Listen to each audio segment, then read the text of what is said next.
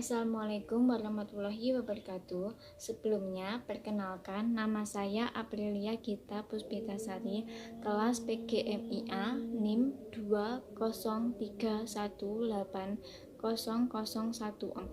Di sini saya akan memaparkan materi gender sebagai konstruksi sosial. Tugas ini untuk memenuhi tugas mata kuliah Gender Sosial Inklusi yang diampu oleh beliau Dr. Haji Evi Muawiyah MAG. Memuat 3 pokok pembahasan. Yang pertama, gender dan jenis kelamin. Yang kedua, proses konstruksi gender dan institusi pelakunya. Ketiga, gender sebagai masalah sosial. Jika kita membahas gender sebagai konstruksi, yang perlu kita pahami dalam rangka membahas masalah kaum perempuan adalah membedakan konsep gender dan jenis kelamin. Poin pertama yaitu memahami gender. Istilah gender diperkenalkan oleh para ilmuwan sosial untuk menjelaskan perbedaan perempuan dan laki-laki yang bersifat bawaan sebagai ciptaan Tuhan dan yang bersifat bentukan budaya yang dipelajari dan disosialisasikan sejak kecil. Gender pertama kali diperkenalkan oleh Robert Stoker pada tahun 1968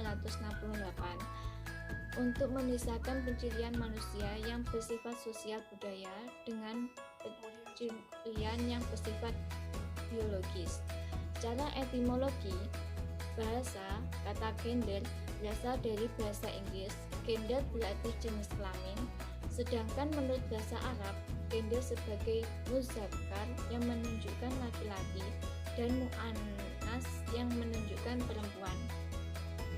Dari beberapa pengertian dapat disimpulkan bahwa gender sejatinya adalah bagaimana suatu budaya menginterpretasikan perbedaan kelamin yang berkaitan dengan atribut, perilaku, kebiasaan, harapan, peran, dan fungsi yang diletakkan dalam masing-masing, di mana dalam interpretasi tersebut berbeda antara satu kebudayaan dan dapat berubah seiring dengan berjalannya waktu. Seks dapat disebut juga jenis kelamin, yang merupakan pensifatan atau pembagian dua jenis kelamin manusia yang ditentukan secara biologis yang melekat pada jenis kelamin tertentu.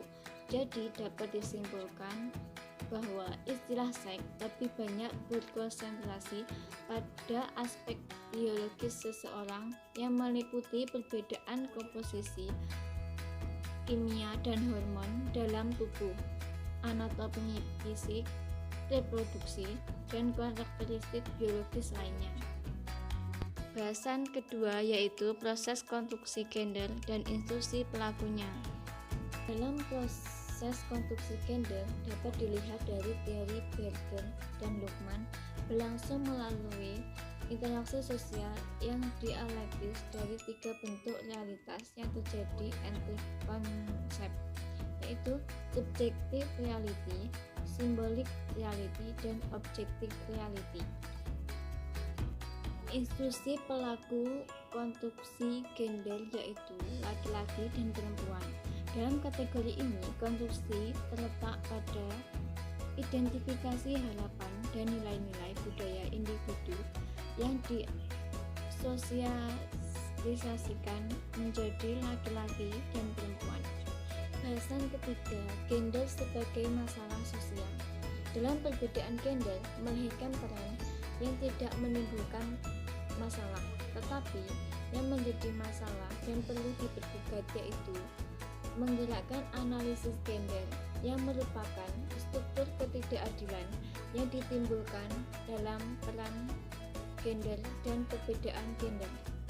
Sekian presentasi yang saya sampaikan. Apabila ada yang kurang jelas atau penyampaian yang jelas, mohon dimaafkan sebesar-besarnya. Semoga apa yang saya sampaikan dapat bermanfaat bagi kita semua. Billahil wa taufiq wal hidayah. Wassalamualaikum warahmatullahi wabarakatuh.